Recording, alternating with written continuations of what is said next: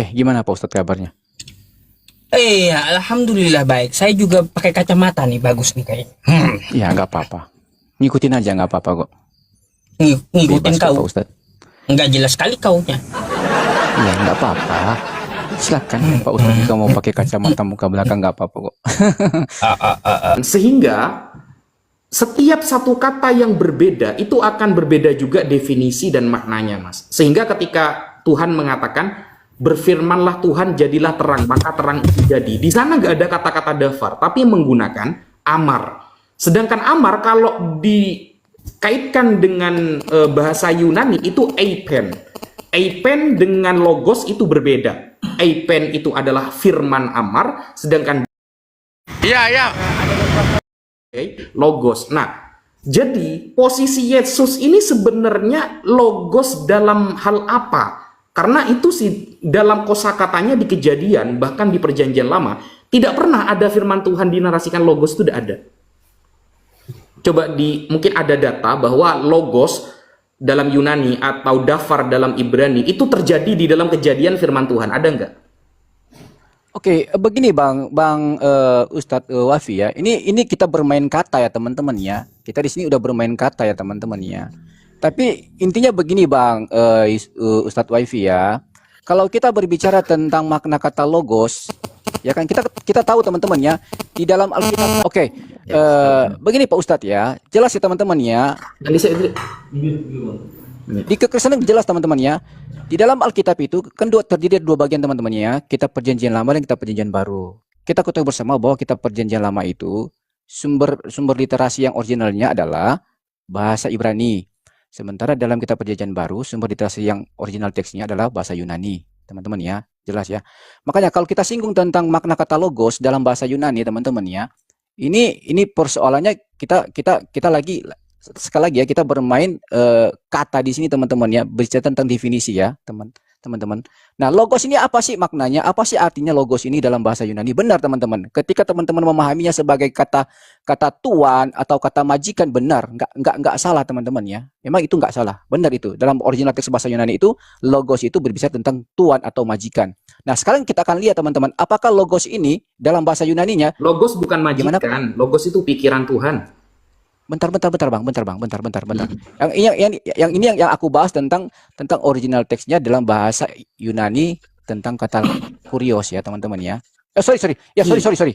Bukan Logos, kurios. bukan Sorry. Kyrios, saya nggak bahas Ya, Kyrios. logos ya betul. Yang kita bahas ini logos ya. Logos itu adalah bicara tentang logikanya Allah, kecerdasannya Allah ya kan, itu logos. Oke. Betul. Sorry, aku minta maaf. Ya benar Pak Ustadz. Itu makanya dikatakan dalam Injil Yohanes 1 ayat 1 bahwa pada mulai adalah firman itu bersama-sama dengan Allah dan firman itu adalah Allah. Jadi firman yang dimaksud di dalam Injil Yohanes 1 ayat 1 itu berbicara tentang apa? Tentang logosnya Allah dalam bahasa original teks dalam bahasa Yunani. Logosnya Allah itu apa? Seperti yang dijelaskan oleh Pak Ustadz Wafi tadi bahwa berbicara tentang kecerdasannya Allah, akalnya Allah, logikanya Allah. Itulah yang berwujud menjadi manusia. Logosnya Allah di dalam Injil Yohanes 1 ayat 14. Jadi kalau mungkin Pak Ustadz Wafi mau tanya sama saya tentang pertanyaan tadi kaitannya dengan Perjanjian Lama, dafar itu dengan logos itu kayaknya nggak nyambung kan seperti itu. Tapi intinya begini Pak Ustadz ya, seperti saya bilang tadi bahwa dalam Perjanjian Lama itu menggunakan bahasa original teks asli Ibrani, dalam Perjanjian Baru menggunakan bahasa teks originalnya adalah Yunani, maka makna kata logos itu benar apa yang dikatakan oleh Pak Ustadz Wafi bahwa itu merujuk kepada kecerdasannya Allah, logikanya Allah, kepandaiannya Allah, pikirannya Allah. Itu Pak Ustadz. Bukan firman kan berarti kan? Ya, firman itu dalam arti ini bukan kita tidak berbicara firman sebuah perkataan yang enggak teman-teman ya. Pengertian dari Yohanes 1 ayat 1 itu ya teman-teman ya. Dan Yohanes 1 ayat 14 itu enggak berujuk kepada sebuah makna perkataan Allah atau kalamnya Allah, enggak.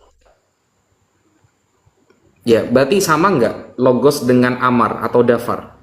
Dafar dengan amar, logos dengan eipen sama nggak dengan Perjanjian Lama itu?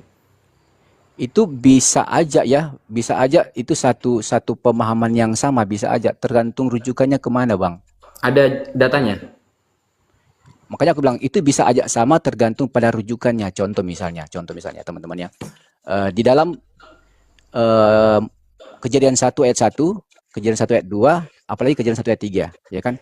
Pada mulanya adalah firman, pada mulanya Allah menciptakan langit dan bumi. Bumi belum berbentuk, kosong dan gelap gulita, menutupi samudra raya, dan roh Allah melayang-layang di atas permukaan air. Dan berfirmanlah Allah. Nah, di situ ada kata berfirman kan. Mungkin buat teman-teman, mungkin ya, sekali lagi, mungkin buat teman-teman itu kata berfirmanlah Allah itu berbicara tentang perkataan-perkataan Allah, ya kan? Seperti itu. Tapi dalam pemahaman dalam konteks kekristenan, berfirmanlah itu menyangkut pada makna kata firman. Karena di situ ada kata dasar firmannya. Nah, kalau kita tarik bahasa aslinya, memang teman-teman dalam bahasa Ibrani dan terus kita terjemahkan ke dalam bahasa Yunani, itu merujuk kepada makna kata logos tadi itu, Bang. Oh enggak. Akalnya Allah, pikirannya Allah, logikanya Firman Allah. Itu berbicara. Firman yang Bentar, di Bang, Kejadian, bentar. Bang. Ya, bentar dulu, Bang. Itu bukan logos, bukan. Itu kalau Ya, di bentar Yunani dulu, Bang. kan eipen. Bentar dulu, Bang. Nah, itu berbicara tentang situ. Karena begini, Bang. Karena dalam kekristenan jelas sekali, teman-teman. Apalagi karena dalam kitab Kejadian 1 ayat 1, 2 dan 3 itu berujuk kepada pemahaman tentang makna kata Tritunggal sebenarnya di situ, teman-teman ya. Sekali lagi ya. Dalam Kejadian 1 ayat 1, 2 dan 3 itu berujuk kepada makna kata Tritunggal. Jadi sejak awal mula penciptaan itu makna kata Tritunggal itu udah tersemat di situ, teman-teman. Udah tersemat di situ. Makna kata Tritunggal ya. Jadi ada Allah yang adalah Bapa, ada Roh Kudus yang melayang-layang, ada firman di situ. Jadi jelas sekali. Nah, firman itu berbicara tentang siapa, Bang? Firman itu berbicara tentang Yesus. Berbicara tentang keberadaan Yesus yang belum menjadi manusia, teman-teman ya. Karena dalam keilahiannya dia. Hakikat keilahiannya dia. Nah, udah berbicara situ, Bang, tentang makna kata Tritunggal. Jadi ya oke, terserah Abang itu memaknai seperti itu, tapi dalam iman kekristenan jelas sekali itu berujuk kepada Yesus. Di dalam makna ayatnya yang ketiga dalam Kejadian 1 ayat 3. Merujuk kepada Yesus, seharusnya Iya, kosakatanya sama, menggunakan kosakata yang berbeda. Jadi Yesus ini sebenarnya memang bukan firman kalau dijatuhkan ke ayat-ayat yang ada di Kejadian. Karena ayat-ayat di Kejadian tidak pernah pakai dafar, tidak pernah pakai logos, tapi menggunakan eipen. Kalau dalam bahasa Ibraninya amar. Sedangkan Yohanes 1 itu secara tegas mengatakan Yesus itu logos, bukan amar sebagaimana di Kejadian, sehingga firman-firman Tuhan yang ada di Kejadian itu bukan Yesus. Makanya kenapa kok teman-teman Kristen memaksakan Yesus itu firman Tuhan, padahal penarasiannya dalam bahasa teks aslinya berbeda gitu, Bang. Tapi memang jelas kok, Bang, itu, Bang, sebenarnya, Bang ya. Memang oke, kita boleh berbeda di sini, teman-teman. Tapi itu memang jelas kok sebenarnya, teman-teman ya. Di dalam Injil Yohanes 1 jelas sekali kok, di situ jelaskan lagi kan, teman-teman. Pada mulanya adalah firman, firman itu bersama-sama dengan Allah, dan firman itu adalah Allah. Dan diterangkan juga dalam ayat 14 loh. Firman yang adalah Allah itu, yang adalah logosnya Allah, yang adalah Allah juga itu telah menjadi manusia di dalam pribadi Yesus. Makanya kembali ke tadi, teman-teman, kembali ke tadi ya. Yesus itu memiliki dunatur, teman-teman ya. Kembali ke tadi. Kita jangan lupa kesana kemari, teman-teman. Kita ke satu topik aja dulu tadi, teman. Isu yang tadi ya, Yesus adalah dunatur, yaitu tadi. Makanya kenapa Yesus dikatakan dunatur, teman-teman ya? Kenapa dia dikatakan dunatur? Karena itu tadi aku bilang, Yohanes 1 ayat 1, Yohanes 1:14, dan kitab Kolose 2 ayat 9. Jelas sekali berkata di situ bahwa pada mulanya adalah firman, firman itu bersama-sama dengan Allah, dan firman itu adalah Allah. Firman yang adalah Allah itu di dalam ayat 14 diterangkan telah menjadi manusia. Nah, makanya dalam pribadi Yesus itu memiliki natur ilahi dan natur insani. Makanya ketika Bang Yusuf PI bertanya bahwa apakah yang dilahirkan oleh Bunda Maria itu adalah Tuhan? Ya. Dia juga adalah Tuhan. Dia juga adalah manusia. Karena memiliki natur manusia yang disebut, dan natur ilahi. Yang disebut Bang, yang disebut logos itu selain Yesus ada nggak? Kalau yang disebut logos itu dalam konteks apa dulu nih, Bang? Injil yang 1 ayat 1 atau bukan, di dalam perjanjian baru, logos ya, yang disebut dengan logos Tuhan itu cuma Yesus apa ada selain Yesus? Iya, kalau berbicara tentang makna kata logos yang udah aku kasih tahu artinya tadi, teman-teman, bicara tentang akalnya Allah, kecerdasannya Allah, kepandaiannya Allah, ya kan, logikanya Allah, ya hanya Yesus lah, Bang.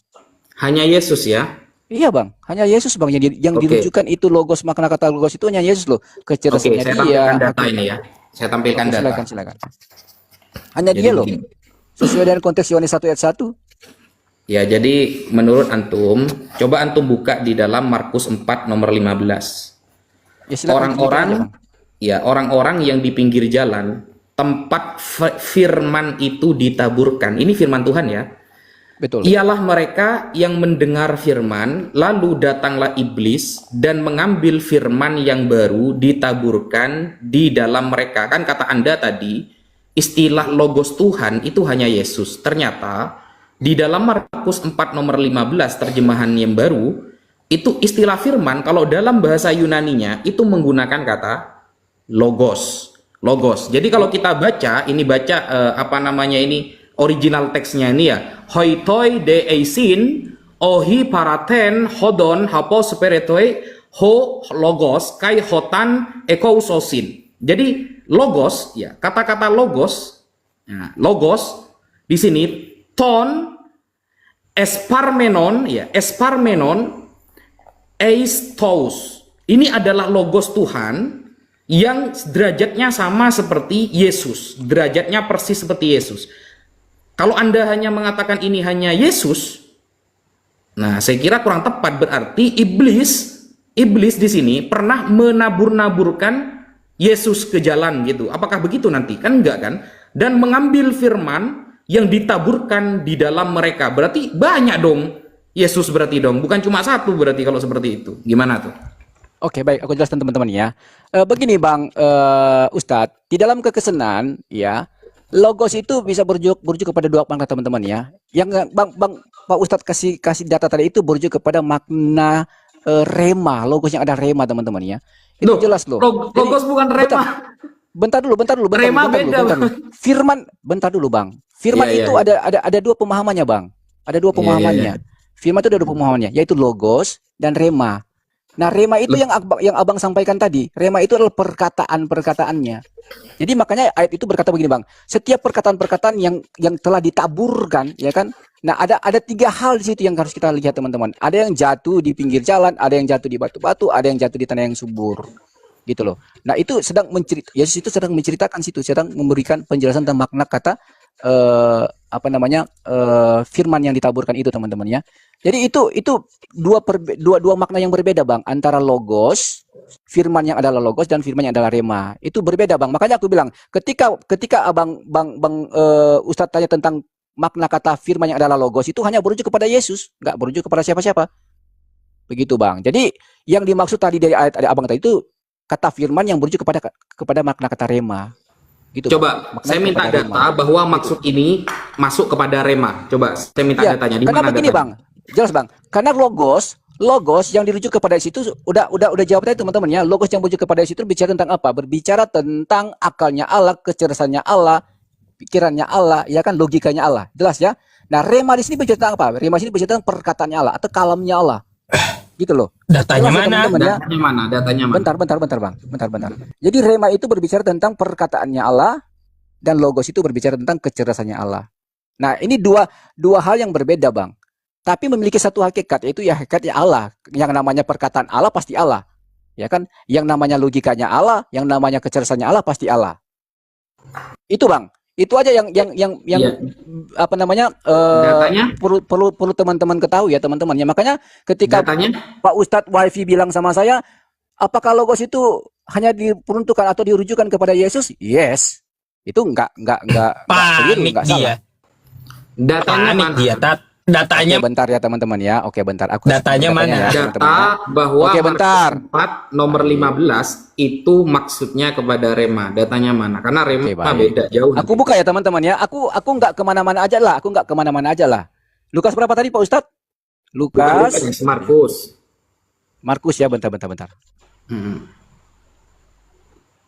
Bentar.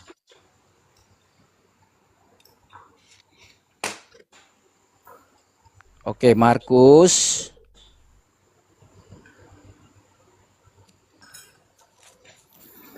Oke, Markus berapa tadi Pak Ustadz? Izin ya Pak Ustadz ya. Markus pasal 4 ayat 15.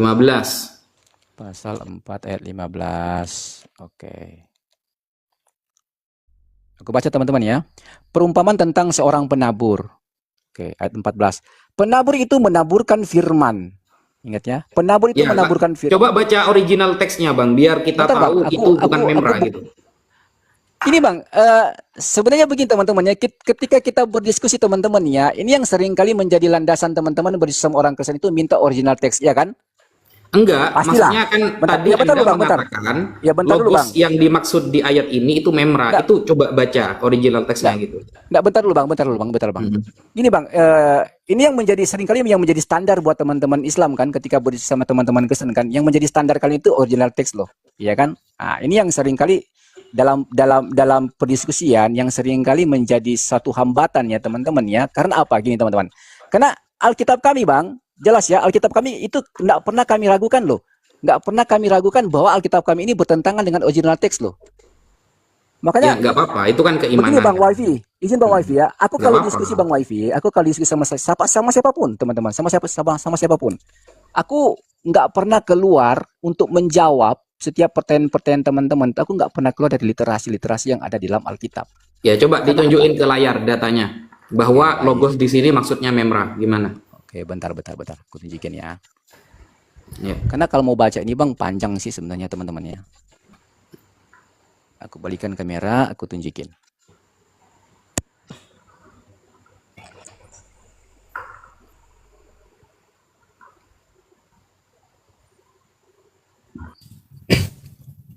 Oke, perhatikan teman-teman ya. Aku balikin.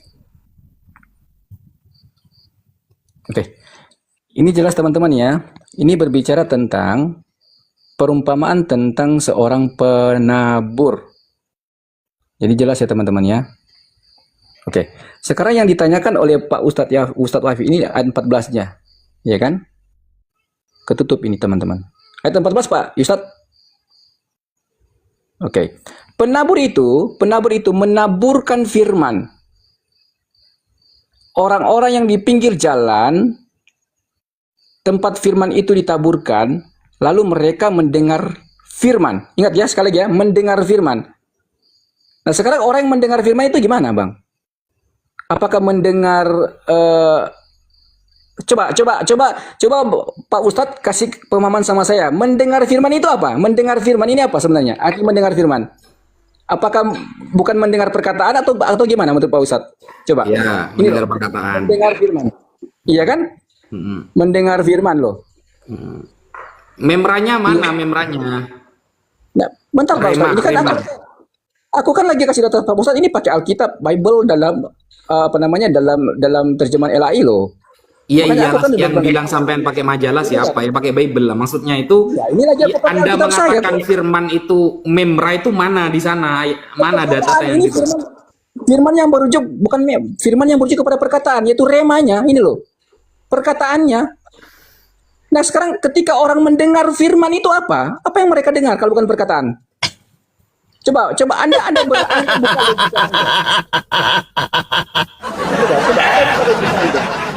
Saya kira gini loh Bang. Gini, maksudnya kita pakai original teks, pakai original teksnya ini ya. Di sana menggunakan kata logos loh Bang, bukan memra. Ya bentar dulu dong. Ini lagi. Makanya begini teman-teman. Ya makanya ketika diskusi sama kalian, kenapa sih kalian itu nggak mau mengakui dalam Alkitab kami yang telah diterjemahkan ini loh? Kenapa? Apa alasannya? Masalahnya di situ? Enggak, karena gini Bang. Indonesia itu, kosakata Indonesia itu lebih sedikit daripada kosakata orang-orang Timur Tengah, daripada kosakata Yunani. Itu Indonesia lebih sedikit Bang, sehingga menentukan firman ini bermakna rema atau logos atau dafar, itu kita harus merujuk kepada teks aslinya dulu. Ternyata setelah kita melihat teks aslinya, ayatnya itu menggunakan logos, bukan memra, bukan eipen. Kalau pakai Yunani seharusnya, kalau ini memra, di sini di Yunaninya seharusnya tertulis eipen Bang, bukan logos gitu loh. Begini aja. Oke. Sekarang Pak Ustadz coba pahami ini mendengar firman ini apa? Ini loh, mendengar firman ini apa? Iya kita tahu Bang, kita tahu. Ya terus apa itu artinya mendengar firman itu apa? Iya, yang ditabur itu firman itu beda nggak dengan yang mendengar firman? Nah, dengar dulu. Ini mendengar firman ini apa maksudnya ini? Ia Apakah mendengarkan perkataan Bang. Ya udah. Lah enggak, Terus apa? maksudnya yang mengatakan itu adalah memra mana datanya gitu loh. Ya, apalagi sih aku harus buktikan sama Pak Ustadz ini. Ini udah jelas sekali loh. Iya, mana? Tunjukkan Bang, mana memranya gitu loh. Izin Pak Ustadz ya. Makanya aku bilang, kalau aku nggak mau percaya dengan data dalam Alkitab ini, ya kan? Kalau aku ragu dengan data Alkitab ini, ya kan? Bagaimana mungkin aku bisa kasih data ini kalau aku ragu dengan perkataan ini loh. Saya kira Anda akan menunjukkan data bahwa yang dimaksud dalam Markus 4 nomor 15 firman itu adalah memra, ada datanya. Kalau cuma data seperti itu kita bisa sama-sama buka semua, Bang, gitu loh. Bang, begini Bang, logikanya Bang Ustadz, izinnya Bang Ustadz ya, aku izinnya. Logikanya Pak Ustadz begini Pak Ustadz. Ini data kami loh, referensi kami yang valid ini loh. Ini data kami loh. Untuk menjawab kalian itu dengan data ini udah, aku rasa udah cukup untuk menjelaskan sama kalian loh. Aku rasa Karena jelas udah sekali kok. cukup. Ini udah jelas sekali kok di sini. Aduh, gimana sih teman-teman? Ya, apa-apa. Ini mendengar firman kok. Iya, nggak apa-apa lah, nggak apa-apa. Iya, ya anggaplah gitu, nggak apa-apa. Tapi memang mendengar kok. Ini bukan melihat. Iya. Mendengar. Kenapa? Ya nggak apa-apa kalau memang itu Anda anggap data yang akurat, yang keren, ya sudah. nggak apa-apa. Makanya begini teman-teman. Tadi kan kita bahas sebenarnya tentang apa yang diisukan oleh Pak Ustadz Yusuf PI kan tadi ya. Anakku adalah Tuhanku. Berbicara tentang Yesus tadi kan. Makanya tadi gini teman-teman, yang kayaknya Pak Ustadz Yusuf PI kan itu kasih pertanyaan sama saya tentang tema ini. Sebenarnya aku mau apa namanya, mau kejar terus tema ini sebenarnya. Anakku adalah Tuhanku gitu loh. Karena ketika aku lihat temanya ini keren loh untuk didiskusikan ini loh. Anakku Nggak adalah apa-apa. Tuhanku. Iya kan? Kalau Anda oke lah, misalnya tema ini, ada nggak data bahwa Maria pernah menyembah anaknya? Ada datanya? Oke. Aku kasih lihat teman-teman ya. Anda bicara tentang secara eksplisit Maria menyembah Tuhan atau menyembah anaknya, nggak ada. Anda mau cari di dalam Nggak ada ya. Tidak ada memang. Terus Nggak ada. Anda berani mengatakan Maria itu bertuhan anaknya, itu dapat data dari mana? Oke, baik teman-teman ya. Aku balikan kamera dulu ya. Oke, aku balikan kamera.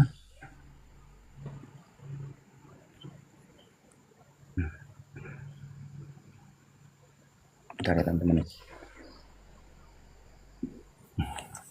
Oke.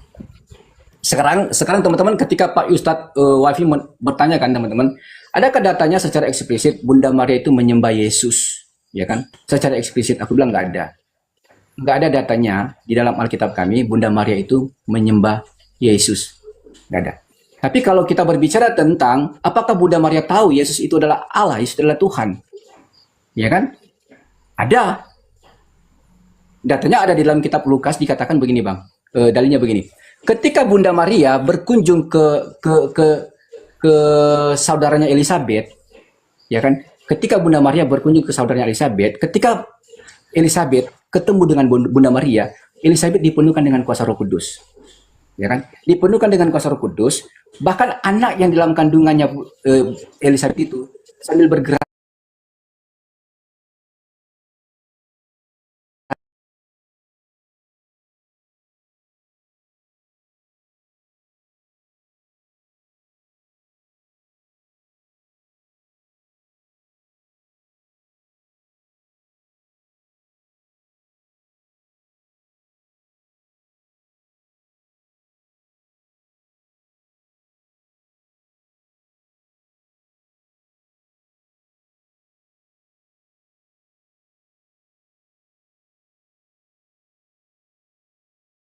Bahkan ketika Bunda Maria mendapatkan wahyu dari malaikat Tuhan tentang dia akan mengandung, jelas sekali kok dikatakan di situ kan. Engkau akan mengandung, dalam Injil Matius, Injil Lukas juga di dalilnya ada di situ loh. Injil Matius 2 dan Injil Lukas 1 juga ada jelas sekali tentang kelahiran Tuhan Yesus ya teman-teman ya. Bunda Maria, engkau akan mengandung dan akan melahirkan seorang anak laki-laki, dan engkau akan menamai dia Yesus, sebab anak yang di dalam kandunganmu itu adalah berasal dari Roh Kudus, dan dia akan disebut sebagai anak Allah yang Maha Tinggi. Artinya apa, Bang? Artinya dari perkataan daripada malaikat itu memang enggak langsung secara eksplisit bahwa anak yang kau kandung itu adalah Tuhan, enggak ya teman-teman ya? Enggak. Malaikat enggak nyampaikan itu kepada Bunda Maria. anak yang di dalam kandunganmu itu adalah Tuhan, enggak. Tetapi ketika makna bicara tentang anak Allah yang maha tinggi, anak Allah yang tunggal, itu udah merujuk kepada siapa sebenarnya teman-teman? Iya kan? Oke, berarti Roh Kudus, roh Intinya begini Pak Ustadz ya, kalau ditanya tentang data dalam Alkitab, apakah ada secara eksplisit Bunda Maria menyembah Yesus? Tidak ada. Tidak ada ya teman-teman ya. Tapi apakah ada data di dalam Alkitab bahwa Bunda Maria tahu yang dikandungnya itu adalah Tuhan? Ada. Seperti yang saya sampaikan tadi. bukan Tuhan, tapi Roh Kudus gitu. Gimana Bang? Bukan Tuhan, Roh Kudus yang dikandung dari Roh Kudus itu. Ya, dikandung dari Roh Kudus. Tapi apakah Oke, kita kunci itu ya, kita kunci. Apakah Bunda Berarti Maria itu tahu bahwa yang dikandung itu adalah yang berasal dari Roh Kudus itu adalah Tuhan? Dia tahu dari apa? Dari pengakuan daripada si Elizabeth tadi. oke, kita kunci kalimatnya. Kita kunci kalimatnya. Berarti Bunda Maria tahu ya. Bunda Maria tahu bahwa yang ada di dalam kandungannya itu berasal dari Roh Kudus. Begitu ya? Betul. Nah, pertanyaannya begini, Bang. Saya tahu bahwa Yesus, Bunda Maria, Elizabeth dan saat itu adalah orang-orang Yahudi yang mengikuti syariat Nabi Musa. Kan waktu itu kan mengikuti syariat atau aturan Taurat. Nah, saya minta data Mas, bahwa Roh Kudus itu adalah Tuhan, ada nggak di Taurat? Di pemahaman Yahudi, bahwa Roh Kudus itu adalah Tuhan. Di dalam Taurat ya? Di dalam Kan Perjanjian Baru. gini, Bunda Maria orang Yahudi, Yesus orang Yahudi, Elizabeth hidup di aturan Musa. Nah, pernah nggak Musa menerangkan bahwa Roh Kudus itu Tuhan gitu loh? Nggak pernah, nggak ada. Nggak ada. Pernah Musa itu adalah Allah. Nggak pernah. Nggak Nggak ada ada. literasi. Terus? Ya, nggak ada literasi. Memang nggak ada Bang, nggak ada di situ. Musa sedang menjelaskan Roh Kudus itu adalah Allah, nggak ada. Nggak ada. Terus sejak kapan Roh Kudus itu dinarasikan sebagai Allah? Sejak kapan? Oke, kalau Anda bicara tentang sejak kapan Roh Kudus itu dinarasikan sebagai Allah itu dalam Perjanjian Baru, Bang. Baru ada di Perjanjian Baru. Di ayat mana awal mula dia Roh Kudus itu dianggap Tuhan itu awal mulanya di ayat mana? Oke, aku kasih tahu teman-teman ya. Oke. Di sini teman-teman ya, Allah itu adalah roh, teman-teman ya. Oke. Aku kasih datanya di dalam Yohanes 14 ayat Bukan 24. Allah itu adalah roh, bukan Bang, tapi Roh Kudus. Kan Ya. yang bersaksi di surga kan 3 tuh dalam Bible kan? Bapa, Anak, dan Roh Kudus. Nah, Roh Kudus ini sebagai Tuhan itu siapa yang pertama kali menarasikan gitu loh? Oke, kan Bang, gini Bang, logikanya begini Bang. Apakah roh Allah itu bukan Roh Kudus? Iya kan? Allah itu adalah roh. Allah itu bukan Roh Kudus. Itu dibantah nanti Bang. Dibantah oleh Yohanes 3 nomor 34. Nggak apa-apa teman-teman, nggak apa-apa. Enggak, Apa-apa, coba buka Yohanes 3 nomor 34, ayat 34. Dibantah sama itu nanti. Bentar. Oke. Boleh juga dibaca aku kasih ayatnya teman-teman ya. Coba aku buka di dalam Ayub 33:4. Oke, aku baca di dalam Ayub 33:4 teman-teman ya.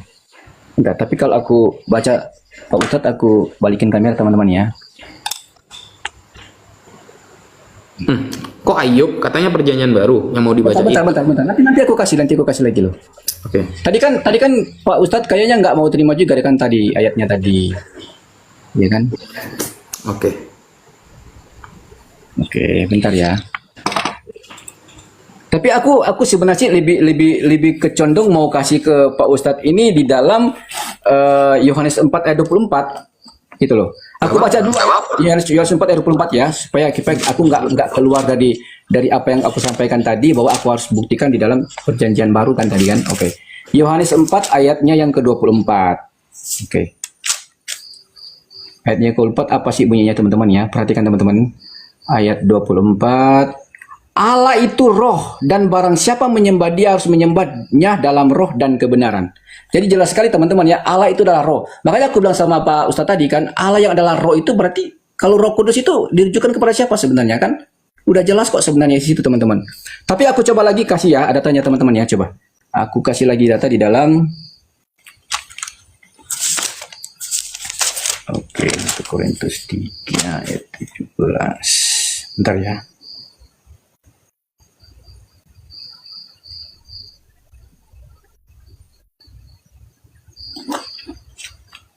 Buka kamera kau lah. Tunjukin ke layar. Aduh. Ngapain berhala ngomong, gambar bisa ngomong? Coba berhala ngomong.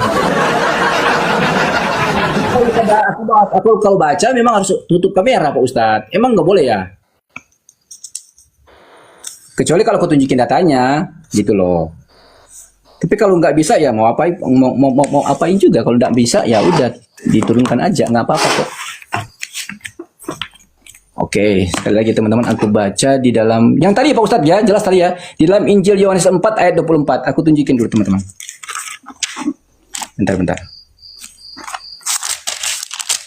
Oke, aku balikan kamera ya.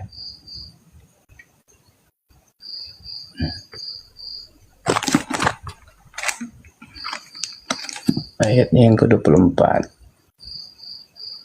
Oke. Ini ya teman-teman ya. Ayatnya yang ke-24. Ini teman-teman. Kok nggak kelihatan ya teman-teman? Ini ya. Allah itu roh. Ini teman-teman ya. Allah itu roh, dan barang siapa menyembah dia harus menyembah dalam roh dan kebenaran. Ini loh Bang. Makanya ketika bentar. Ya Yohanes dong. Yohanes 4 ayat 24. Allah itu roh. Dan barang siapa menyembah dia harus menyembahnya dalam roh dan kebenaran. Coba nitip Bang, Yohanes 3 ayat 34 dibukain Bang. Oke, aku buka ya teman-teman ya. Yohanes 3 ayat berapa Bang? Ayat 34. Coba dibacain Bang. 4. Oke. Kesaksian Yohanes tentang Yesus ayat 34. Sebab siapa yang diutus Allah, dialah yang menyampaikan firman Allah. Karena Allah mengaruniakan rohnya dengan tidak terbatas. Dia berarti semua nabi Tuhan nanti itu. Nah, itu salah Bang. Itu pemaknaannya salah. Siapa yang diutus? Sekarang saya tanya, Musa diutus Allah apa enggak? Betul, diutus Allah. Iya, dapat Roh Kudus juga. Berarti Tuhan juga gitu. Arti makna dari kata mendapat Roh Kudus itu Bang, mendapatkan sesuatu yang lebih dari, sekali lagi ya, yang lebih dari manusia biasa loh. Iya, Gitu loh. setiap Artinya- ya. Itu setiap kata-katanya ya. Jadi setiap yang diutus Allah, dialah yang menyampaikan firman Allah, karena Allah akan memberikan rohnya dengan tidak terbatas. Jadi roh Allah itu banyak, gitu loh. Yang kita pahami, roh Allah itu banyak. Jadi setiap orang yang diutus itu dapat roh Allah semua, dapat Roh Kudus semua. Apakah semua rasul berarti Tuhan? Kan enggak, gitu. Enggak. Itu aja Abang udah jawab sebenarnya. Apakah semua nabi itu adalah Tuhan? Enggak kok. Kan Abang udah dapat jawab. Roh Kudus juga semuanya. Gimana? Karena makna itu Bang, makna memberikan Roh Kudus itu artinya memberikan kuasa, memberikan artinya gimana sih? Kok masa sekelas Ustadz Wafi kok nggak ngerti tentang itu pula? Contoh misalnya, aku mirroring sedikit ya, mirroring. Contoh misalnya dalam iman Islam, ya kan? Ini dalam iman Islam loh. Aku mirroring sedikit teman-teman ya, izin ya.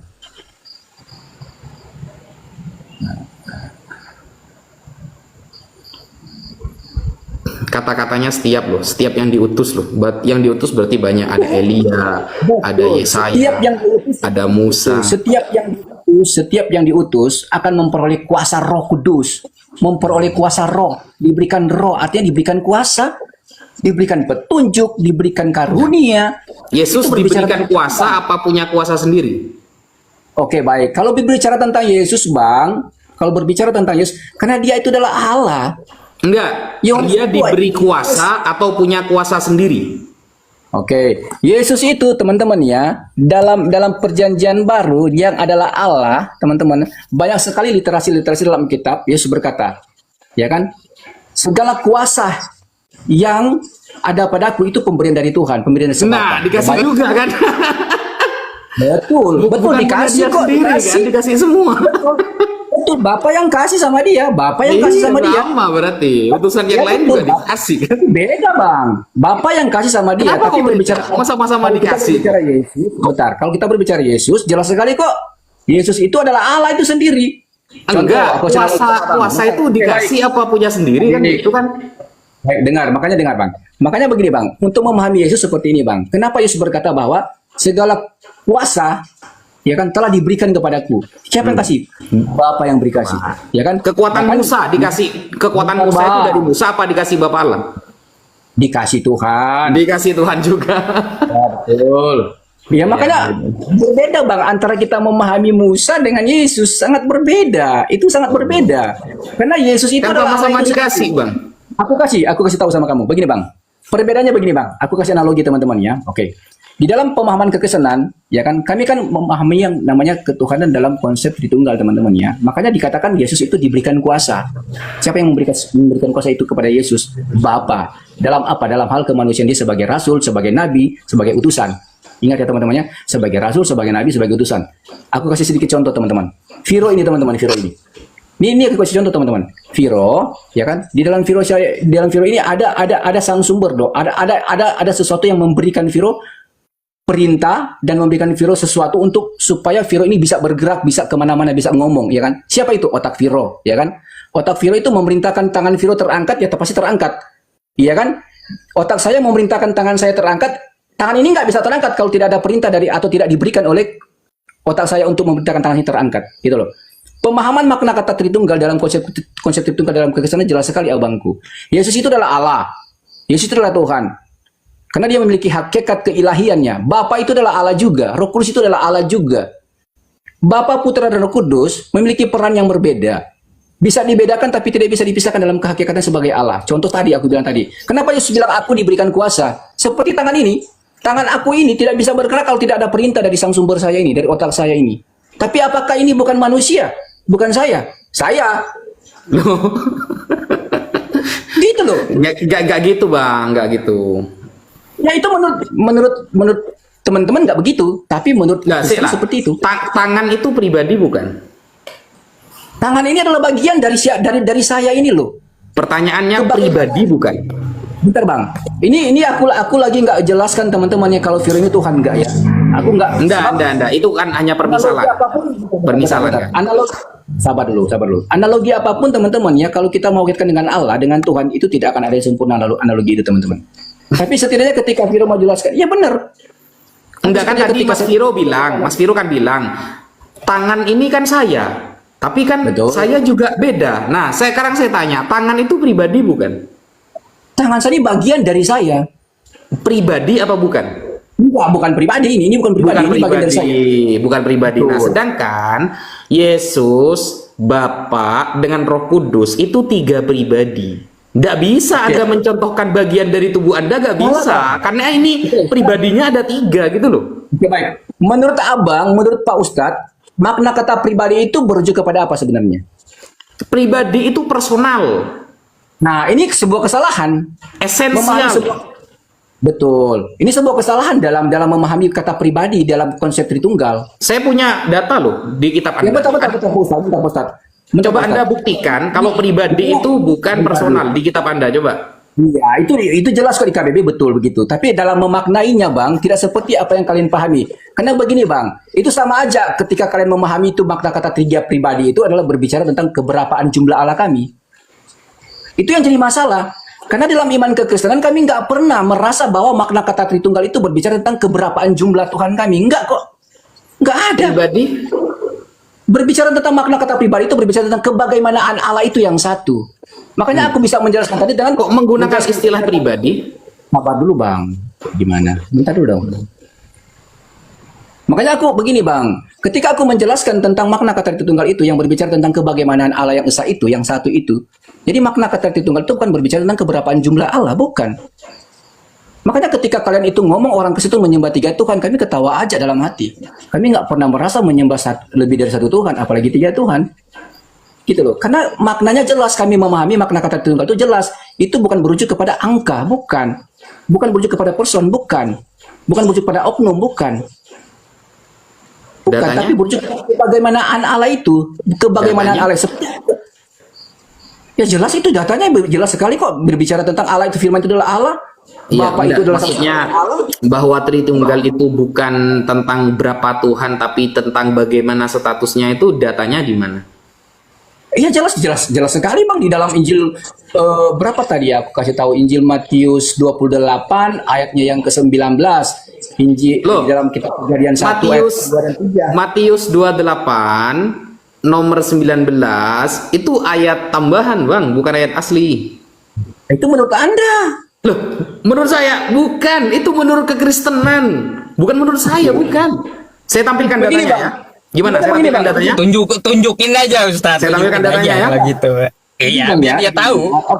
Oke, baik, izin. Nanti Anda akan tunjukin lagi data itu bahwa itu ayat tambahan. Anda mau menarasikan dengan data apapun teman-teman ya, tidak akan pernah goyahkan keabsolutan dalam Alkitab, Bang ya. Enggak, ternyata Jadi ayat gini, Bang. Maksud saya itu begini. Maksud saya Bentar, begini. itu data yang Pak Ustadz kasih sama saya itu udah menurut saya udah klasik ya teman-teman ya. Bahas Loh, tentang tapi bisa Yohanes. dibantah nggak? Bentar, apalagi tentang bicara tentang 1 Yohanes 5 lagi kan? 1 Yohanes 5 Bukan. ayat 7. Bukan 1 Yohanes 5. Matius 28 ayat 19. Itu bukan kata saya. Kekristenan Barat sudah mengkaji. Ternyata ayat itu baru muncul di abad keempat. Sebelum abad keempat gak ada ayat itu. Coba buktikan kepada saya, kalau Anda memang mampu, sebelum abad keempat, manuskrip ayat itu ada. Ada nggak?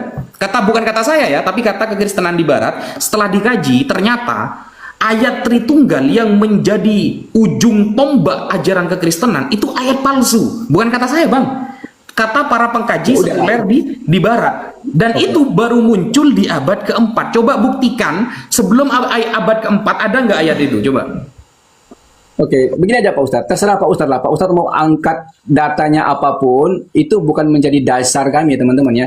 Itu bukan menjadi dasar kami. Tapi nggak apa-apa. Silakan Pak Ustadz kasih datanya bahwa ayat itu di dalam Injil Matius 28 ayat 19 itu adalah ayat sisipan, ayat tambahan atau ayat palsu. Nggak apa-apa teman-teman. Tidak masalah dalam iman kekristenan. Tapi iman kekristenan jelas sekali teman-teman ya. Dalam iman kekristenan jelas sekali. Di dalam Alkitab ini teman-teman ya. Itu kebenarannya udah fix, nggak ada. Anda mau kasih data apapun, no problem buat kami, nggak masalah. Karena data itu kami nggak pakai, gitu loh. Yang kami pakai Nggak itu apa-apa, data tapi yang Anda harus bisa membantah, Mas. Karena ini iman Anda gitu. bukan masalah dibantah. Ini udah ada datanya kok, Bang. Injil Matius 28 ayat 19 sudah tercatat di sini. Bukan, sebelum abad keempat ada nggak ayat itu? Coba tunjukkan kepada saya. Sebelum abad keempat Injil nih, Matius. ada nggak? Bang, Bang Isupe sama Bang Ustadz, yang namanya kodeks teman-teman ya, yang namanya kodeks apalagi catatan-catatan kuno teman-teman ya, berkaitan dengan kitab suci teman-teman. Kita nggak tahu teman-teman. Contoh misalnya dalam Al-Quran juga, apakah Al-Quran itu bisa membuktikan semua ayat-ayat di dalam Al-Quran ada 30 juz itu bisa dibuktikan? Ada semua original teksnya yang memang dicatat semua, ada nggak? Itu aja pembuktinya, ada nggak sekarang? Karena kalau mau cari kodeks-kodeks tertua semua udah, kita nggak tahu teman-teman. Iya kan, kita nggak tahu loh. Kalau kita bicara tentang bahas kitab suci loh, coba buktikanlah juga Al-Quran itu, iya kan, original teks itu dari memang 30 juz itu memang ada nggak sampai saat ini untuk membuktikan itu? Iya kan, makanya sama aja Pak Ustadz. Ada. Kok ada pula? Ada. Mau kau kutunjukkan nanti. Ada. Nih, Ya, coba tunjukin ya. semua. Oke baik, tunjukin semua. Ini ya. Ini bukan Udah, kata itu saya, teman-teman. Jadi ini Udah basi, Pak Ustadz. ini ya. Ini dalam katolisitas.org. Ini bukan milik kita, tapi milik teman-teman dari Bar. Ini aslinya berbahasa Inggris, tapi kita rubah dari ke dalam bahasa Indonesia.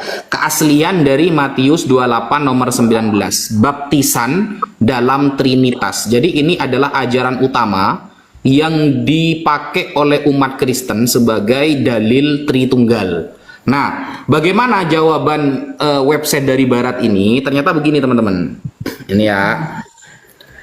Ini ya. Nih, pertama di sini penyusunan kodeks. Kita tahu bahwa tidak ada naskah asli dari seluruh Alkitab yang asli yang masih tertinggal. Sudah gak ada semua, naskah aslinya sudah gak ada. Termasuk kitab Matius. Nah, kitab Matius yang dituliskan dalam bahasa Ibrani, mungkin Aram, masih diragukan, tidak ditemukan aslinya. Namun, kita mendapatkan kitab Matius dari kodek tertua, dari Alkitab yang kita kenal saat ini, seperti kodek Vatikanus. Vatikanus abad keempat. Adalah dari abad keempat baru ketemu. Gitu loh. Kesenjangan waktu dari abad 1 sampai abad keempat disebabkan karena Kaisar ini ya, Diocletian pada tahun 303 memerintahkan untuk menghancurkan dan membakar seluruh kitab suci. Nah, berarti kitab abang pun semuanya, bukan hanya Matius bahkan ya, semuanya itu baru ada di abad keempat ya, karena semuanya dulu dibakar, katanya seperti itu. Nah, dengan demikian maka untuk mengatakan bahwa Matius 28 nomor 19 bukanlah menjadi teks asli, tidak akan dapat dibuktikan secara absolut kebenarannya. Jadi gak mungkin bisa dibuktikan ini kebenaran ayat ini, gak bisa. Kenapa? Karena memang yang asli sudah gak ada bang, gitu. Baru ada di Vatikanus, kan begitu kan? Coba abang cari pembandingnya bang, ada nggak pembandingnya? Nah, gini aja bang, kalau untuk dalam hal itu teman-teman ya, sekali lagi aku jelaskan, aku kasih jawaban teman-teman ya, aku tetap kasih jawaban yang sama, nggak akan berubah jawaban saya teman-teman ya. Intinya begini teman-teman ya, kalau mau dicari juga di dalam kitab suci manapun teman-teman ya, yang namanya kode asli atau catatan-catatan aslinya itu teman, original teksnya asli semua itu teman-teman. Anda juga biar mau kemana-mana pun nggak bisa ketemu, teman-teman ya. Karena udah memang begitu bang. Masalahnya udah begitu. Memang udah nggak ketemu, udah nggak dapat, gimana? Harus bikin apa? Oh gitu. Oke lah. Contoh misalnya. Bisa nggak teman-teman juga bisa buktikan dong? Ya kan? Standar yang sama loh. Ini standar yang sama digunakan Yusuf PI sama Ustadz Wafi buat saya kan. Standar yang sama. Bisa nggak buktikan sama saya sekarang? Apa? Tentang catatan-catatan Al-Quran ya, catatan-catatan aslinya Al-Quran ya teman-teman ya, bisa nggak dibuktikan sekarang? Semua dari juz pertama sampai juz 30, bisa nggak? Catatan asli ya teman-teman ya. Kalau bisa gimana? Ya kalau bisa ya. Kalau bisa gimana? Enggak, berarti hebat kalau bisa membuktikan data Loh aslinya. enggak, kita kasih perjanjian. Misalnya, cuma seperti itu ya. Misalnya saya bisa membuktikan asli. Ustaz, ini kan waktunya Pak Ustaz buktikan. Ini tantangan Viro loh, buat kalian berdua kan? Gini Mas Viro, bagi kami Mas Viro, umat Islam itu sudah biasa membuktikan kayak gitu tuh sudah biasa. Jadi saya sekarang menantang Mas Viro, misalnya saya sekarang membuktikan ya manuskrip di abad Rasulullah tentang Al-Quran ada. Gimana kalau begini? Gimana kalau begini?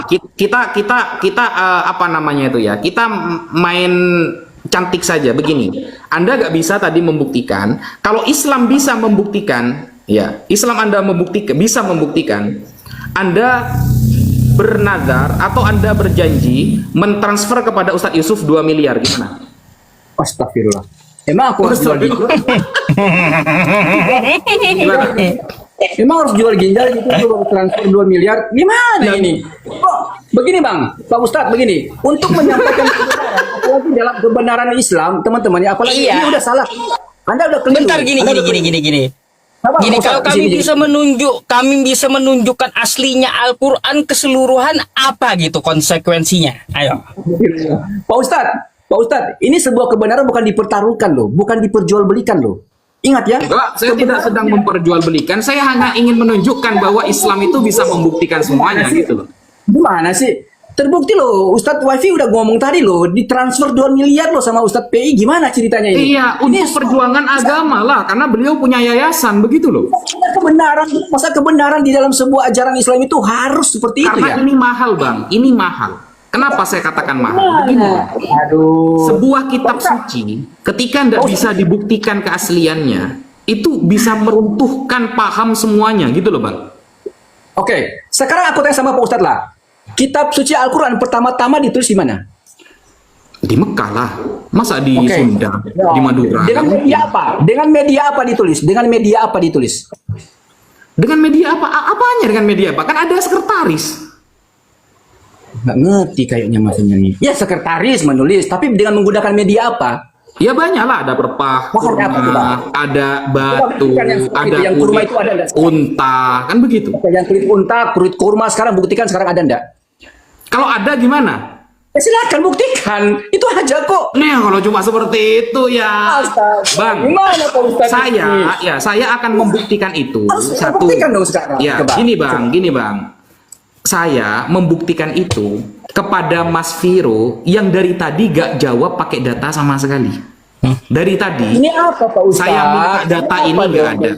Ya kalau cuma seperti itu saya ada Quran yang zaman sekarang bang. Iya, Saya aku udah ada. kasih tahu berapanya. Gitu. Makanya aku kalau diskusi Pak Ustadz, aku Kalau nggak cuma mau kemana-mana. Alkitab yang tahun sekarang bang, saya juga ada Alkitab tahun sekarang ada, Al-Quran yang tahun sekarang ada gitu loh. Oke, sekarang Pak Ustadz buktikan aja sama Viro lah. Buktikan sama Viro lah. Mana catatan-catatan yang asli itu, coba tunjukin aja. Nggak apa-apa kan Viro bisa tahu. Siapa tahu kan Viro dapat hidayah. Gimana sih ini Pak Ustadz? Enggak perlu, jangan. Kalau seperti Mas Viro ini jangan masuk Islam, bahaya. Karena Mas Viro ini Oke. nggak ada kitab Oke aslinya lah. saja bisa beriman, bahaya Kalau nggak itu. bisa buktikan itu. Oke, baik. Kalau nggak bisa buktikan itu, aku boleh bertanya satu hal. Apa? Tafadhol. Aku boleh diizinkan bertanya? Karena gini, Oke, Bang. silakan. Oke, aku bertanya ya, teman-teman ya.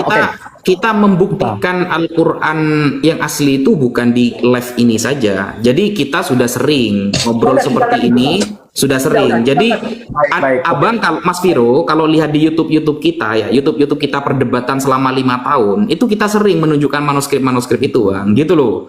Jadi sepertinya Mas Viro ini pemain Oke, baru jelas. kayaknya. Oke, tinggalkan itu Pak Ustadz. Tinggalkan itu. Aku nggak mau bahas lagi itu. Tinggalkan. Tapi bolehkah aku izin bertanya? Gimana? Oke, tinggalkan yang tadi, yang asli original teksnya tinggal. Aku bertanya teman-teman ya. Oke. Coba Pak Ustadz jelaskan sama saya Al-Araf 187. Ya, coba dibaca, Bang. Ya, kan Abang jelaskan aja lah. Al-Araf itu 87 masa Abang nggak tahu? Katanya menghafal kan? Iya, kan Intinya begini. Kan Anda yang bertanya. Bawakan dulu datanya. Baik. Dalinya Kayak saya tadi loh, saya bertanya, saya tunjukkan data. Oke, baik. Iya, baik. Dalilnya kurang lebih begini loh. Tolong dikoreksi kalau virus saya lah, salah ya. Dalilnya kurang lebih begini. Ketika ada yang bertanya kepadamu, wahai Nabi Muhammad, perihal tentang kiamat, maka katakanlah kepada mereka bahwa kiamat itu hanya sepengetahuan Tuhanmu lah yang tahu, ya kan? Atau Tuhan Muhammad yang tahu, ya kan? Karena di dalamnya huru hara, ya kan? Bahkan sampai 2 kali loh Allah itu memberitakan kepada Nabi Muhammad, katakanlah kepada mereka bahwa perihal tentang kiamat itu hanya sepengetahuan Allah yang tahu, ya kan? Artinya itu sebuah apa? Menurut saya sebuah catatan penting buat Nabi Muhammad untuk tidak memberitahukan tentang kiamat.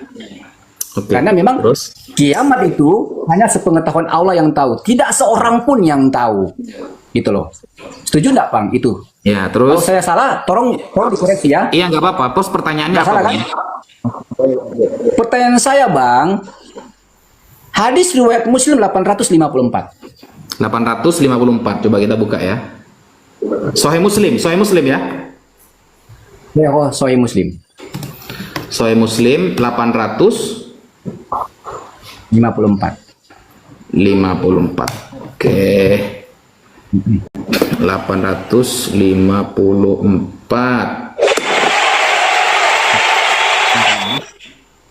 Oke, terus gimana?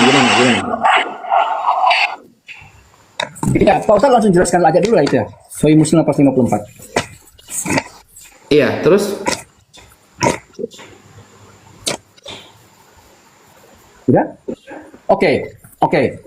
Gini Pak Ustadz ya, Al-Araf 187, perihal, bahkan kalau kita baca tafsir wazirnya, jelas sekali loh, perihal tentang hari kiamat itu hanya Allah Subhanahu wa Ta'ala yang tahu, tidak ada yang tahu. Semua hanya Allah Subhanahu wa Ta'ala yang tahu. Nah, sekarang diterangkan di dalam hadis riwayat Muslim 854, ternyata teman-teman ya, ternyata Nabi Muhammad tahu tentang hari kiamat. Ingat ya, hari kiamat. Tidaklah kiamat itu terjadi kalau bukan hari Jumat. Sekali lagi ya, tidaklah kiamat itu terjadi kalau bukan hari Jumat. Pertanyaan saya tadi, teman-teman. Al-A'raf 187 jelas sekali Allah Subhanahu wa taala yang tahu tentang kiamat. Sementara hadis riwayat Muslim 854 ternyata Nabi Muhammad tahu tentang hari kiamat. Coba Oke. gimana, Bang? Jadi begini Bang ya, saya terangkan ya. Bismillahirrahmanirrahim, di dalam Al-A'raf ayat 187. Di sini kan dikatakan begini, yas'alunaka 'anis sa'ah. Orang-orang itu bertanya kepadamu Muhammad tentang as-sa'ah, tentang hari kiamat. Ayyana mursaha? Qul inna ilmuha inda rabbi. Maka katakan wahai Muhammad kepada mereka bahwa pengetahuan tentang hari kiamat itu ada pada Tuhanku. Maksudnya ada kepada Allah Subhanahu wa taala. Nah, la yujalliha liwaqtiha illa huwa. Dan tidak ada seorang pun yang dapat menjelaskan waktu terjadinya selain dia. Jadi bacanya satu ayat ya, jangan dipotong ya. Nah, fakulat fis samawati wal ard. Kiamat itu sangat berat-berat, huru-hara makhluk yang ada di bumi dan di langit itu akan terjadi huru-hara. Jadi, ketika Anda membaca ayat ini cuma separuh, Mas, cuma separuh, hanya inda robbi, kiamat hanya tahu tentang dari Tuhanku, lalu ada hadis Nabi Muhammad tahu hari Jumat, itu akan bertentangan kalau baca separuh ya. Tapi kalau baca lengkap ayatnya ini ya, la yujalliha liwaqtiha illa huwa. Tidak akan tahu detailnya kecuali hanya Allah kapan terjadinya. Sekarang saya tanya, apakah Nabi Muhammad menjelaskan detailnya Jumat kapan? Tahun berapa? Baik. Kan enggak, Bang, gitu loh. Baik, Bang. Apakah sebuah kepastian itu hanya milik Allah? Iya, jelas. Maulah ya, cuma Allah ya. Sebuah Ya. kepastian itu cuma milik Allah. Sekarang Iya. pertanyaan saya, kiamat terjadi hari Jumat, pasti enggak hari Jumat? Iya, Jumat kapan? Kan kita nggak tahu. Bentar, bukan persoalan kapan, tapi Jumatnya pasti enggak hari Jumat atau Oh kata iya, lain begini. Jumatnya iya, Bisa enggak Jumatnya iya. kiamat itu terjadi Sabtu? Bisa enggak terjadi jika kiamat itu Sabtu, Minggu, Senin, Oh bisa, Selasa, kalau Rabu, Allah Kamis? berkehendak Bisa enggak bisa terjadi itu? diganti. Bisa diganti kalau Allah berkehendak. Enggak, sesuai dengan ayat itu, Bang. Bang, sesuai dengan dalil itu loh. Dalil itu yang ngomong loh. Hadis riwayat Muslim 854 itu sahih loh. Iya kan? Nah, iya Bang, kan Rasulullah ngasih taunya hari Oke, Jumat, baik. tapi kan tidak dikasih tahu detailnya kan Jumat kapan. Pasti ya, Bang ya? Oke. Iya. Itu pasti, tapi Jumatnya pasti kan? Pasti Iya, kan? terus? Bukankah sebuah kepastian itu hanya milik Allah? Loh, tapi kan itu dari Allah Bang. Oke, tunjukin datanya di mana Allah pernah berfirman kepada Nabi Muhammad, wahai Nabi Muhammad, katakanlah bahwa kiamat itu akan terjadi pada hari Jumat. Bisa nggak Bang buktikan? Bukan gitu, itu salah pertanyaannya. Pertanyaan yang benar begini Bang. Gimana? Pernahkah Allah, gini yang benar, pernahkah Allah memberikan validasi kita harus percaya kepada Nabi Muhammad dalam segala hal? Nah, itu keren itu kalau begitu. Jadi apapun yang diucapkan oleh Nabi Muhammad, maka Allah menyuruh kita untuk percaya. Ada ayatnya, ada Bang, gitu. Banyak ayatnya. Begitu. Itu banyak Bang, aku tahu itu ayatnya banyak loh. Lah, Aku tahu banyaknya. kan Itu sudah banyak. selesai kalau gitu. Allah nih bilang nih, apapun yang diucapkan Muhammad percaya. Karena kalau kamu percaya kepada Muhammad, maka kamu mencintai aku dan aku akan mengampuni dosa kamu. Gitu. Oke, baik. Tadi kan udah sepakat kita teman-teman ya, bahwa sebuah kepastian itu hanya milik Allah, ya kan? Ya.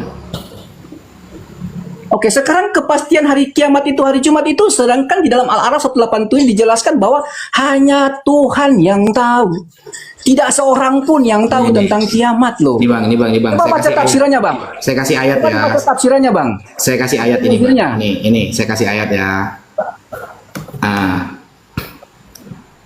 Ya, Bang. Maksa banget sih gini. Sebenarnya sudah jelas Aku ya. bukan maksa, aku bukan maksa, cuman Ya. aku terperangkap, jujur teman-teman ya, aku terperangkap dengan hari Jumat yang pasti itu loh. Gitu loh. Aku terperangkap di situ, Bang, teman-teman ya, kedua Ustadz ya. Aku terperangkap di kata tidaklah kiamat itu terjadi kecuali hari Jumat.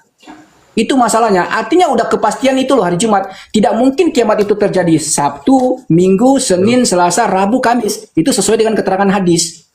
Sementara Al-A'raf 187 jelas sekali dikatakan perihal tentang kiamat, waktunya kapan kiamat itu hanya Allah Subhanahu wa taala yang tahu loh. Ini Bang, saya Itu kasih loh, data. sebuah kepastian itu hanya milik Allah. Itu maksudnya. Nih Bang.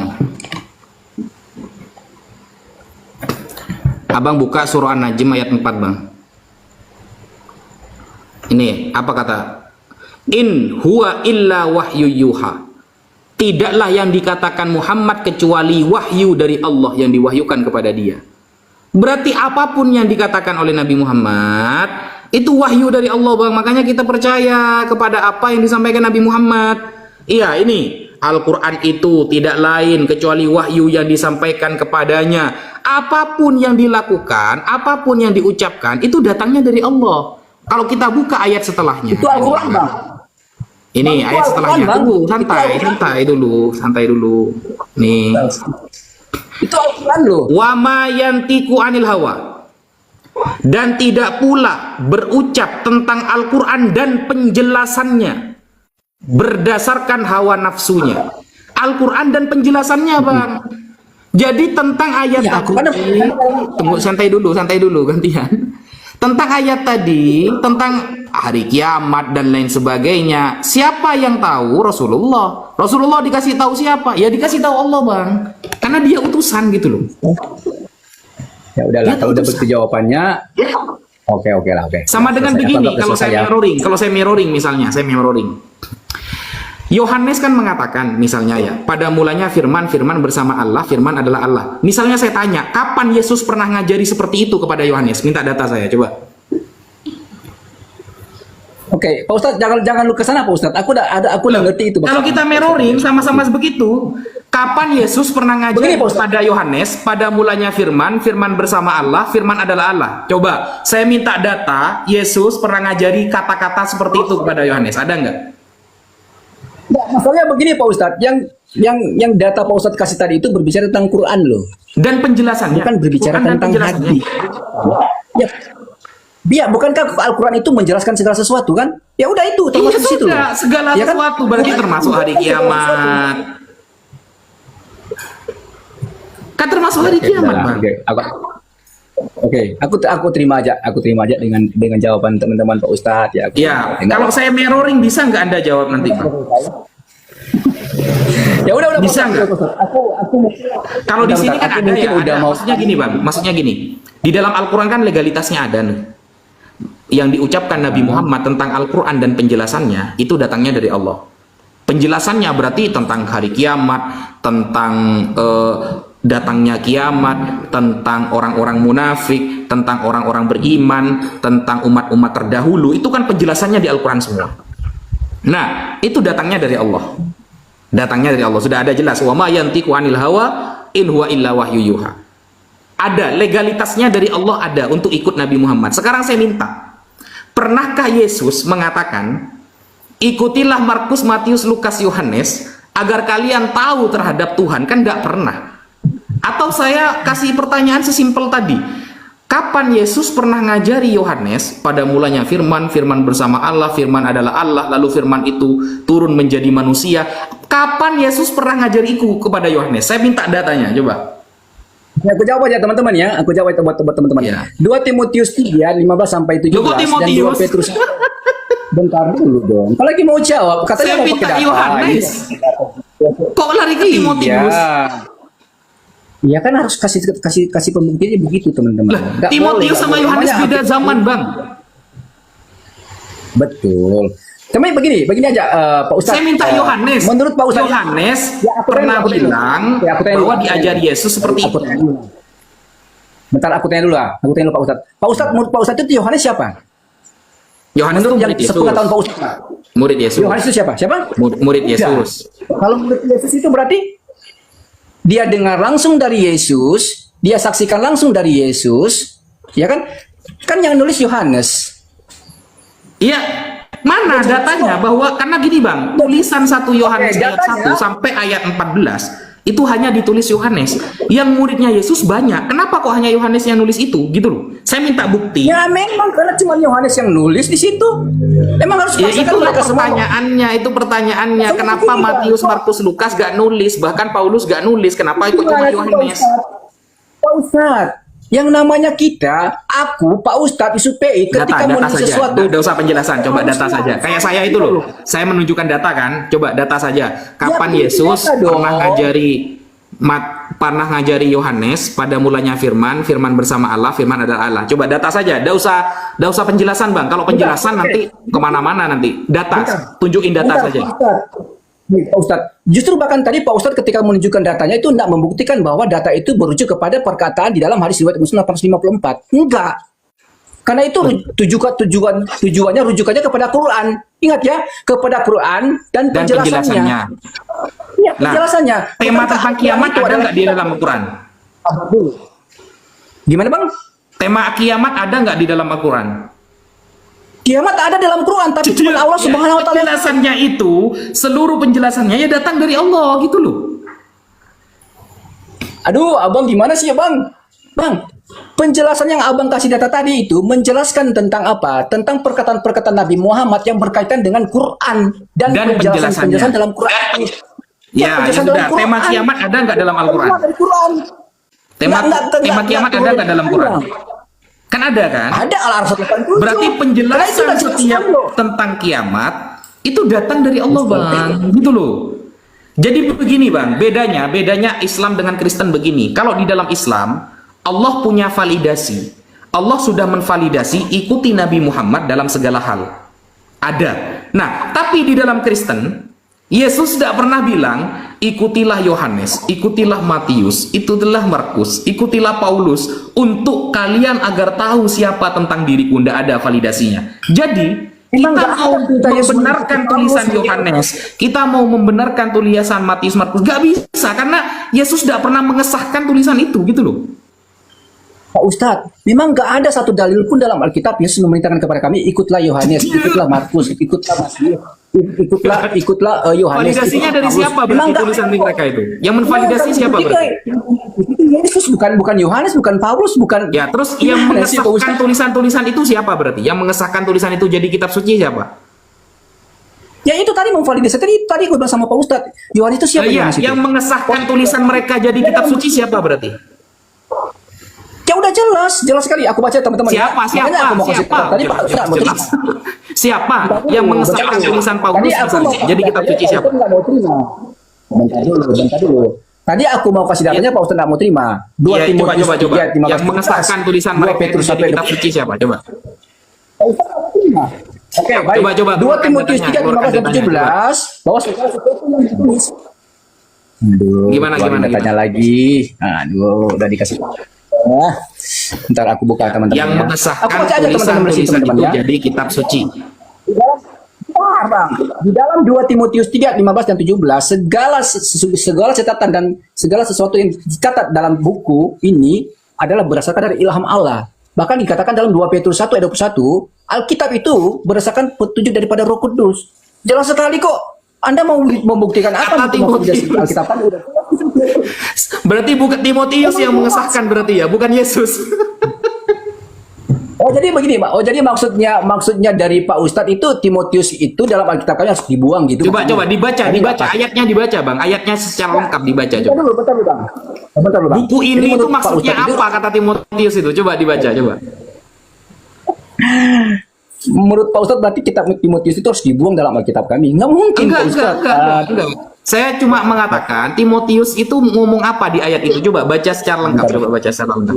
Ya, aku tutup kamera dulu teman-teman ya. Biasanya aku bawa baca dulu ya. Pak Ustadz SP izin ya, aku tutup kamera kalau mau baca Alkitab ya. Alah, alasan. Masa gambar ngomong, berhala ngomong.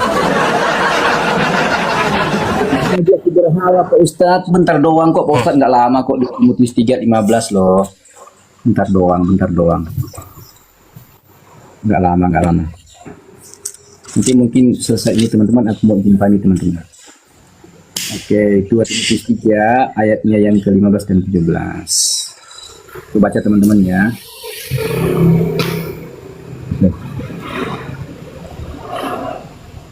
Oke. Ingatlah juga bahwa dari kecil engkau sudah mengenal kitab suci yang dapat memberi hikmat kepadamu dan menuntun engkau kepada keselamatan oleh iman kepada Kristus Yesus. Ayat 16. Segala tulisan yang diilhamkan Allah memang bermanfaat untuk mengajar, untuk menyatakan kesalahan dan untuk memperbaiki kelakuan dan untuk mendidik orang dalam kebenaran. Mana itu pengesahannya itu? Bila Pak Ustadz, Pak Ustadz. Mana ini kok sambung-sambungin? Yang ditanya apa, jawabnya apa. Kenapa kali ini? Kenapa? Ayo, kenapa? Ada apa? Pada pertanyaan saya itu ya, siapa yang mengesahkan tulisan Paulus, Yohanes, Matius, Markus sebagai kitab suci? Mana pengesahannya dari Yesus, dari Bapa Allah? Sudah baca Timotius gak bilang gitu lagi. Oke, baik, dengar ya, perhatikan teman-teman ya. Ini perlu di open cam untuk tunjukin datanya teman-teman. Oke, aku open cam, tunjukin datanya. Oke, perhatikan teman-teman ya. Di dalam ayatnya yang ke-15 sampai dengan ayat yang ke-16, perhatikan ini loh. Ayatnya yang ke-15, perhatikan ini loh. 15 ya. Ingatlah juga bahwa dari kecil engkau sudah mengenal apa nih Bang? Ini. Nih, Kitab suci apa? Kitab suci. Ya, astagfirullah. Ini apa yang aku pegang ini, Bang? Ini apa yang aku pegang ini? Apa yang aku pegang ini? Waduh. Gimana sih? Aduh. Kalau nyebutin kitab Gitu suci aja. langsung Bible gitu. Coba gini. Ya. Timotius itu hidup di abad keberapa? Dan Bible Bentar terkumpul dulu, di Pak abad Ustadz. keberapa? Ini Coba. Belum selesai loh. Belum selesai loh, Pak Ustadz. Ngawur. Ngawur gimana? Padahal Kok ngawur? Timotius Ingat itu lagi. hidup di abad keberapa, Bang? Bentar dulu, Coba Pak saya tanya, Ustadz. Timotius Ini itu hidup di abad keberapa? Coba. Pak Ustadz, ini untuk memvalidasi loh Kok kebenaran bisa ini loh. Timotius Ini tahu loh. Bible itu loh? Bentar. Bible belum Bentar, ada, Pak Bang. Ustadz. Sabar dulu Pak Ustadz. Ini loh. Ini aku kasih tahu lagi teman-teman ya. Ini. Perhatikan. Ingatlah juga bahwa dari kecil engkau sudah mengenal kitab suci yang dapat memberi hikmat kepadamu dan menuntun engkau kepada keselamatan oleh iman. Kepada siapa ini teman-teman? Iman kepada Yesus Kristus, ayatnya yang ke-16. Segala tulisan yang diilhamkan siapa ini? Jangan ketawa dong. Ini lihat dulu ini. Apa datanya ini? Waduh, gimana Pak Ustadz ini? Aduh, Mas, dikasih data sekarang saya tanya, Timotius itu hidup di abad keberapa, Mas? Lagi nggak kasih data. Aduh, Ya coba, ya udahlah. saya nanya, Timotius hidup di abad keberapa?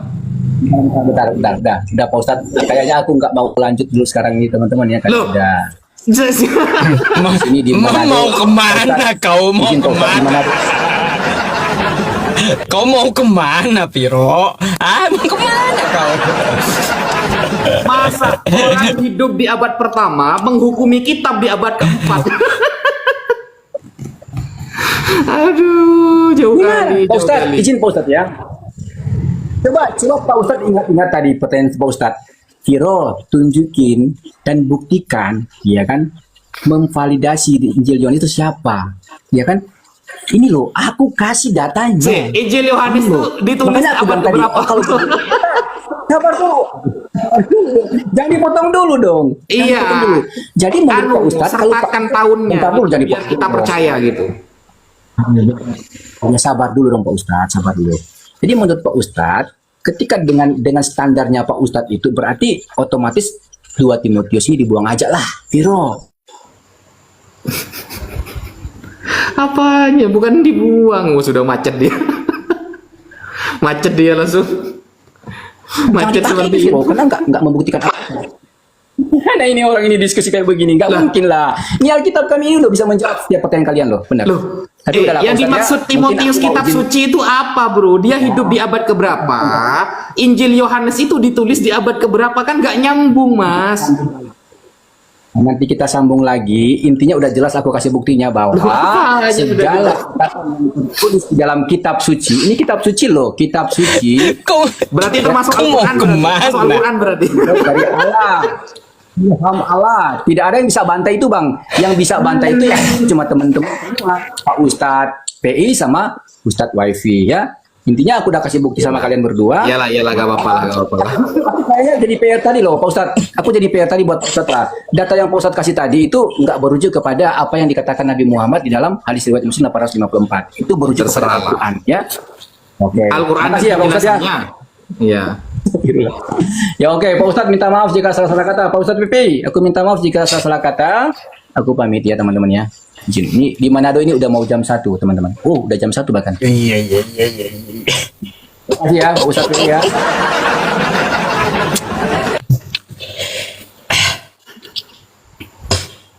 Mau dinaikin lagi, Tat? Udah, Tat, saya mau pamit lah, mau istirahat. Ya baiklah ya. Mungkin sebelum istirahat ada yang mau disampaikan, silakan. Ya intinya begini teman-teman. Masa kalau Al-Quran itu validasinya ada bahwa dzalikal kitabul la raiba fihi hudal lil muttaqin. Al-Quran ini tidak ada keraguan di dalamnya, menjadi petunjuk bagi orang yang bertakwa. Validasi langsung dari Allah. Validasi pengesahan untuk ikut Nabi Muhammad langsung dari Allah. Dia pakai Timotius, sudah bahasanya rancu, kitab suci. Ini kitab suci mana maksudnya kan? Timotius itu hidup di abad keberapa? Injil Yohanes, Matius, Markus, Lukas itu baru puluhan tahun setelahnya gitu loh. Belum ada waktu itu Bible itu. Ini kan kalau dipaksakan seperti itu ya sudahlah. Kalau menurut mereka itu ilmiah ya tafadhol, gak apa-apa. Kalau menurut mereka itu sudah keren ya gak apa-apa sih. Tapi kalau menurut kita ya itu anak SD bisa teman-teman. Anak SD bisa kalau menurut kita gitu loh. Ya itu dulu bagi saya. Mohon maaf kalau ada salah-salah kata, dan terus belajar teman-teman, disupport ya seluruh teman-teman apologet yang berdiskusi dan membela agama. Itu disupport teman-teman, di tap-tap layarnya, di share, dikabarkan kepada saudaranya. Karena begini, kewajiban kita di dalam Al-Quran itu begini, ku anfusakum wa ahlikum naro, jagalah diri kalian dan keluarga kalian dari api neraka. Sehingga kewajiban kita minimal menjaga diri kita dan keluarga kita dari api neraka. Sekarang bagi teman-teman yang tidak bisa untuk mondok di